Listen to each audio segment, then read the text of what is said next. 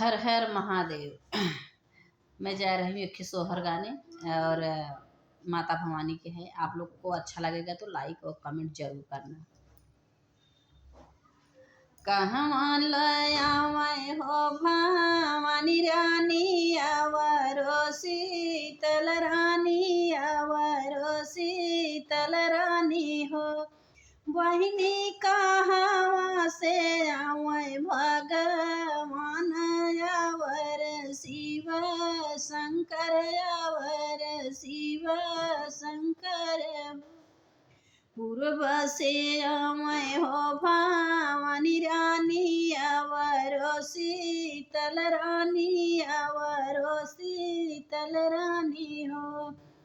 बहिनी ऊपरा से आवै भगवान आवर शिव शंकर आवर शिव शंकर हो। कहवा बैठायम हो भवानी रानी आवरो शीतल रानी आवरो शीतल रानी हो।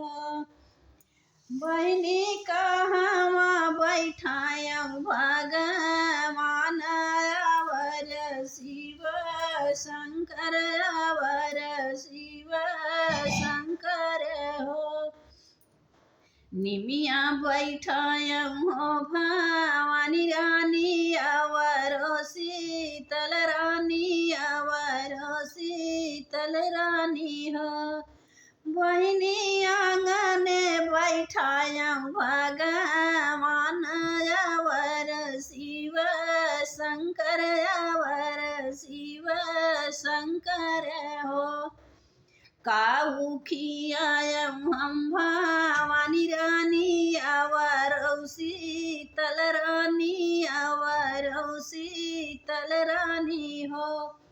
बहिनी काऊ खियायम भगवान आवर शिव शंकर आवर शिव शंकर हो। दूधवा पियायम हम भवानी रानी आवरो शीतल रानी आवरो शीतल रानी हो। बहिनी घिया